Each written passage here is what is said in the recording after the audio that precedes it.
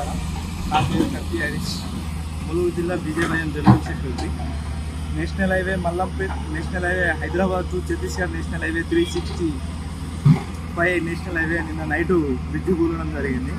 దీని బ్రిడ్జి కూలడం క్రమంలో అది కాంట్రాక్టు నిర్లక్ష్యం ఎట్లున్నదంటే దానికి సపోర్ట్ పెట్టకుండా, సపోర్ట్ పెట్టినామంటే 10 మీటర్స్ పెట్టినాం, 20 మీటర్స్ పెట్టినాం అంటున్నారు. 20 మీటర్స్ కాదు, అది కింద నుంచి ఎంత హైట్ ఉందో చూడండి ఒకసారి. ఆ నిర్లక్ష్యం వల్ల నిన్న పెద్ద పెద్ద హెవీ వెహికల్ పోవడం వల్ల నిన్న వర్షం పడడంతో మొత్తం కూలింది.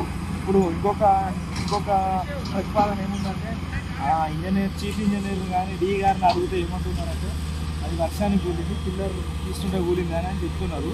కాకపోతే ఏం జరుగుతుంది అని అంటే ఇక్కడ చీఫ్ ఇంజనీర్ గారు కానీ నేను అడిగితే ఏమంటున్నారంటే ఇంకా చేస్తున్నారు, పని చేస్తున్నారు, వారం పడుతుందని కాంట్రాక్టర్లు అంటున్నారు. చీఫ్ ఇంజనీర్ గారు ఏమంటున్నారు 4 డేస్లలో కథం కావాలి. కరెక్ట్ ఆల్టర్నేటివ్ ఇది. ఇప్పటికైనా ఇది తాత్కాలికంగా కాదు ఇది. ఎందుకంటే మళ్ళీ రాబోయే రోజులలో ఇంకొక 5 నెలలే ఉంది మేడారం జాతర.